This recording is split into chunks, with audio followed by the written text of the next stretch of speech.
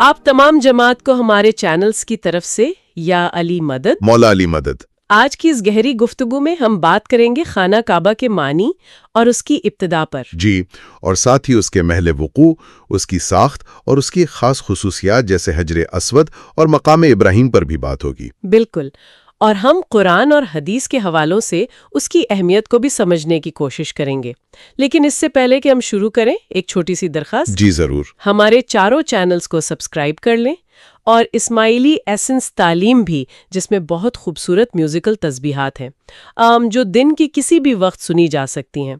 और हाँ, WhatsApp group और फेसबुक फैमिली को भी हमारे चैनल जरूर शेयर करें, क्योंकि इल्म और इबादत सबके लिए है। बेहतरीन। तो चलें इस मौजू की गहराई में उतरते हैं। जब हम काबा के बारे में सोचते हैं तो जहन में एक बहुत सादा मुकाब शक्ल की इमारत आती है, लेकिन यही सादगी अरबों लोगों के लिए दुनिया का मरकज है। आखिर इसमें इतनी ताकत कहाँ से आती है? ये बहुत गहरा सवाल है। तो आइए इसके नाम से ही शुरू करते हैं। ये लफ्ज काबा है, इसका मतलब क्या है? देखें, लफ्ज काबा अरबी जबान की जड़ काफ किम बे से निकला है।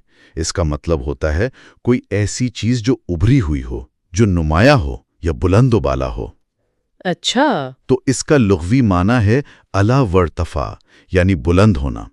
यूं समझें कि इसके नाम में ही इसकी बड़तरी और अहमियत का एहसास है। यानी इसका नाम ही बता रहा है कि ये कोई आम जगह नहीं है। जी बिल्कुल। और ज़ाहिरी तौर पर ये एक मुस्ततील शक्ल की इमारत है जो मक्का में मस्जिदुल हराम के तकरीबन मरकज में वाक़ है। ये तो बहुत दिलचस्प है। अब जरा इसकी साख्त पर बात करते हैं। इसकी पैमाइश क्या है? क्योंकि तस्वीर में इसका असल हुज्म समझना थोड़ा मुश्किल होता है। जी, क्लासिकी इस्लामी ज़राए के मुताबिक इसकी पैमाइश काफ़ी वाज़ेह है। इसकी जो सामने और पीछे की दीवारें हैं, शुमाल मशरिक और जुनूब मगरिब वाली, जी, वो तकरीबन 40 फुट लंबी हैं, और जो दोनों अतराफ की दीवारें हैं वो कोई 35 फुट लंबी हैं। और ऊंचाई तकरीबन 50 फुट है। 50 फुट मतलब तकरीबन 5 मंजिला इमारत के बराबर। ये कोई बहुत फलक बोस इमारत तो नहीं है जो इसकी रूहानी अजमत को और गहरा करती है। बिल्कुल, इसकी अहमियत इसके हुजूम में नहीं, इसकी अलामत में है। और इसकी दीवारें भी खास सिमतों में है ना? जी, इसकी चारों दीवारें शुमाल मगरिब, शुमाल मशरिक, जनूब मगरिब और जनूब मशरिक की तरफ हैं। और बहुत दिलचस्प बात यह है कि इसके हर कोने का एक अलग नाम भी है। उनके नाम क्या हैं? जो शुमाली कोना है उसे रुकनल इराकी कहते हैं, इराक की सिमत की वजह से। अच्छा। जनूबी कोना रुकनल यमानी कहलाता है, यमन की निस्बत से। मगरिबी कोना है रुकनल शामी, शाम की तरफ। और मशरिकी कोना? वो तो सबसे खास है। जी, मशरिकी कोने को रुकनल अस्वद कहते हैं, क्योंकि वहां हजर अस्वद नस्ब है। तो ये एक तरह से ईमान का कुतुबनुमा है जो मुसलमानों को तारीख और जोग्राफिया दोनों से जोड़ता है। हर कोना एक कदीम तहजीब की तरफ इशारा कर रहा है। बहुत खूबसूरत बात कही आपने। और उसके ऊपर जो स्याह गिलाफ होता है, किस्वा, जी, उसे किस्वा कहते हैं, जिसका लफ्जी मतलब है लिबास। ये काबा के एहतराम और तकद्दुस की अलामत है। अच्छा, इन कोनों और समतों को समझने के बाद अब इसकी कुछ और ख़ास निशानियों पर बात करते हैं। हम अक्सर एक निस्फ दायरे की दीवार देखते हैं और उसका दरवाज़ा भी ज़मीन से काफ़ी ऊंचा नज़र आता है। जी, काबा का दरवाज़ा शुमाल मशरिकी दीवार में है और ज़मीन से तकरीबन 7 फुट बुलंद है। 7 फुट? इसकी कोई ख़ास वजह? कहा जाता है कि कुरैश ने तामीर के वक्त इसे जानबूझकर ऊंचा रखा था ताकि सिर्फ वही लोग अंदर जा सकें जिन्हें वो इजाज़त दें। अच्छा, ये बात है। और वो निस्फ दायरे की दीवार? वो एक खुला इलाका है जिसे अल हिज्र कहते हैं, मतलब ममनुआ इलाका। ये एक छोटी सी दीवार से निशानजद है जो तकरीबन 3 फुट ऊंची है, और इस्लामी रिवायात के मुताबिक ये इलाका दरअसल काबा का ही हिस्सा माना जाता है। इसे अल हतीम भी कहते थे, जिसका मतलब है कुचली हुई चीज। लेकिन यहाँ एक बहुत ही दिलचस्प नुक्ता है जो अक्सर लोग नहीं जानते। वो क्या? सहीउल बुखारी की एक हदीस के मुताबिक हज़रत इब्ने अब्बास रज़ी अल्लाह ताला अन्हो इस नाम को नापसंद करते थे। अच्छा, क्यों? उनके मुताबिक ये नाम जहालत के ज़माने की एक तोहम पुरस्ताना रस्म से जुड़ा था। लोग कसम खाते वक्त अपनी छड़ी या जूता वहां फेंक देते थे, तो वो इसे एक ऐसी रिवायत समझते थे जिसे इस्लाम ने ख़त्म कर दिया था। ये तो वाकई हैरान कुन बात है। مطلب یہ صرف ایک نام کی تبدیلی نہیں بلکہ سوچ کی تبدیلی کی علامت ہے۔ یہ ظاہر کرتا ہے کہ ابتدائی مسلمان ہر چھوٹی تفصیل میں بھی خالص توحید قائم کرنے کے لیے کتنے محتاط تھے۔ بالکل، یہ ذہنیت کی پاکیزگی کی طرف اشارہ ہے۔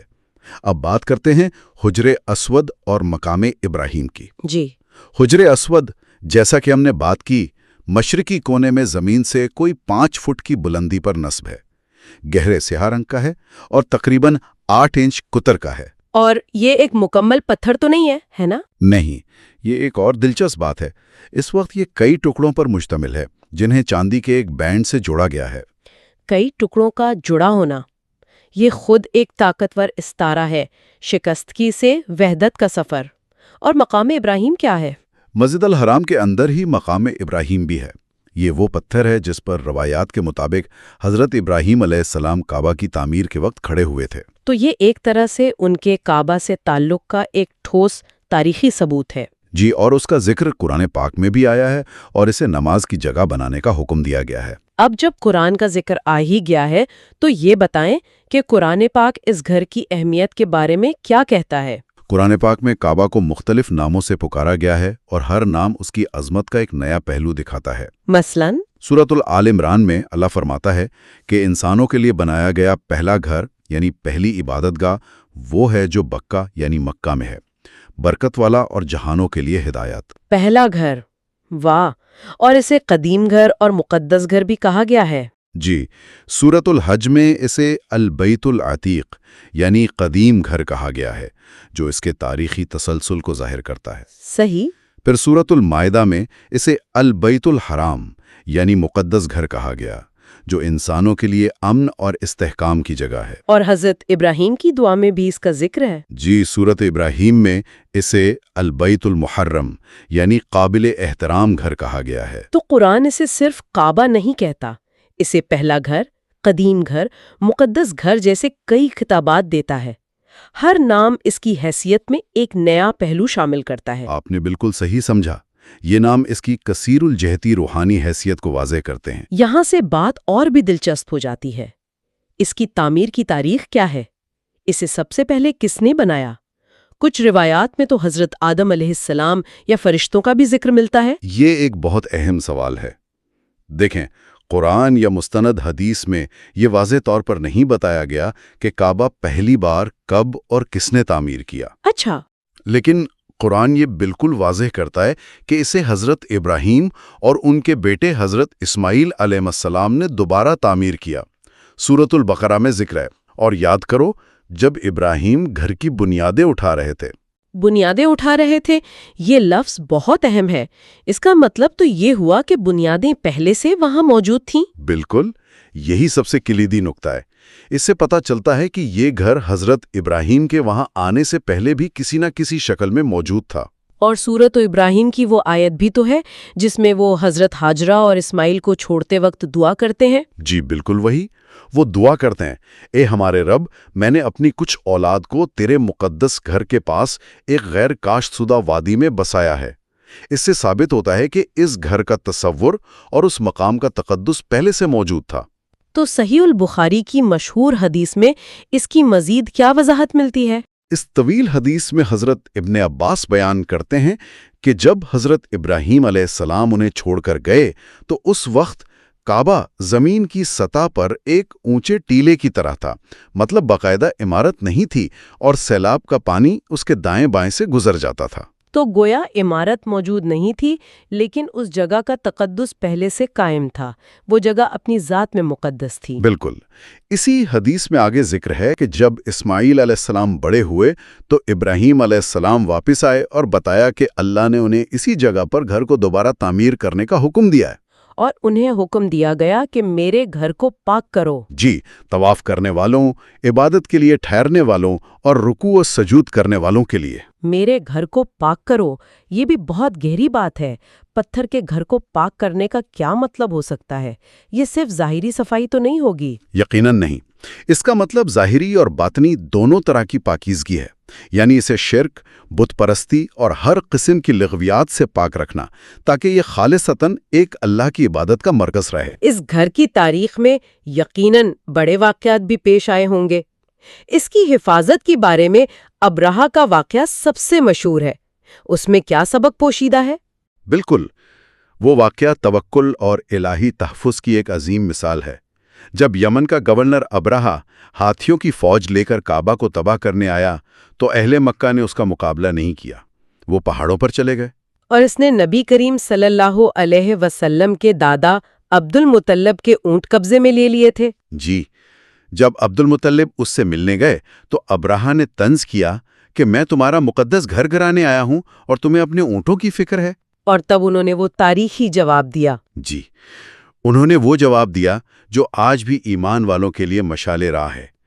میں اونٹوں کا مالک ہوں، اس لیے اپنے اونٹوں کا مطالبہ کرنے آیا ہوں، اور اس گھر کا بھی ایک مالک ہے جو اس کی حفاظت خود کرے گا۔ یہ کیسی ناقابل یقین ایمانی قوت ہے! یہ بے بسی نہیں بلکہ اس یقین کا اظہار ہے کہ کچھ چیزیں اللہ کے اختیار میں ہوتی ہیں۔ اور پھر وہی ہوا۔ اللہ نے جیسا کہ سورۃ الفیل میں ذکر ہے، پرندوں کے جھنڈ بھیجے جنہوں نے سنگریزے مار کر ہاتھی والوں کو تباہ کر دیا اور انہیں کھائے ہوئے بھوسے کی طرح کر دیا۔ سبحان اللہ! اور نبی کریم صلی اللہ علیہ وسلم کی اپنی زندگی میں بھی اس کی تعمیر کا ایک بہت اہم واقعہ ملتا ہے جو آپ کی حکمت کی مثال ہے۔ جی ہاں، یہ ایک بہت ہی خوبصورت واقعہ ہے۔ نبی صلی اللہ علیہ وسلم کی جوانی کے دوران سیلاب سے کعبہ کی دیواریں کمزور ہو گئیں تو قریش نے اسے دوبارہ تعمیر کرنے کا فیصلہ کیا۔ اور آپ صلی اللہ علیہ وسلم نے خود اس میں حصہ لیا تھا۔ جی، اپنے کندھوں پر پتھر اٹھا کر۔ یہ اس گھر سے آپ کی محبت اور آپ کی عاجزی کو ظاہر کرتا ہے۔ لیکن پھر حجر اسود کا معاملہ پیش آیا۔ ہاں، وہ تنازع۔ جی، جب تعمیر مکمل ہوئی تو حجر اسود کو واپس رکھنے کے اعزاز پر قبائل میں شدید جھگڑا ہو گیا۔ ہر قبیلہ یہ اعزاز چاہتا تھا اور تلواریں نکل آئیں۔ تو ایک اتحاد کا منصوبہ خود پھوٹ کا باعث بننے والا تھا۔ آئینن تب یہ فیصلہ ہوا کہ جو شخص کل صبح سب سے پہلے مسجد حرام میں داخل ہوگا وہی فیصلہ کرے گا۔ جب اگلے دن نبی کریم صلی اللہ علیہ وآلہ وسلم داخل ہوئے تو سب پکار اٹھے کہ الامین یعنی امانت دار آ گیا ہے، ہمیں ان کا فیصلہ قبول ہے۔ اور پھر آپ صلی اللہ علیہ وآلہ وسلم نے وہ حل پیش کیا جو قیادت کی کتابوں میں پڑھایا جانا چاہیے۔ بالکل، آپ نے حجر اسود کو ایک چادر پر رکھا، تمام قبائل کے سرداروں سے کہا کہ وہ چادر کے کونے پکڑ کر اسے مل کر اٹھائیں، اور پھر خود اپنے دستے مبارک سے اسے نصب کر دیا۔ اس طرح ایک بڑے تنازع کو پرامن طریقے سے حل کر دیا اور سب کو اس اعزاز میں شریک بھی کر لیا۔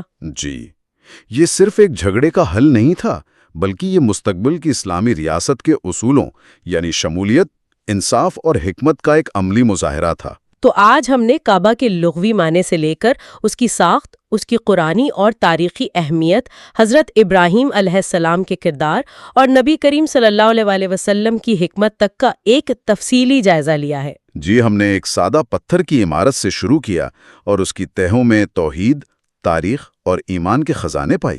وقت کے ساتھ کمزور ہونے کی وجہ سے اس کی شکل، اس کے مواد، یہاں تک کہ اس کے طول و عرض میں بھی معمولی تبدیلیاں آئیں، لیکن اس کی روحانی بنیاد اور انسانیت کے لیے اس کی مرکزیت کا مقصد کبھی تبدیل نہیں ہوا۔ بالکل۔ تو یہ تسلسل ان ظاہری تبدیلیوں کے باوجود ہمیں مقدس مقامات اور خود ایمان کی نوعیت کے بارے میں کیا سکھاتا ہے؟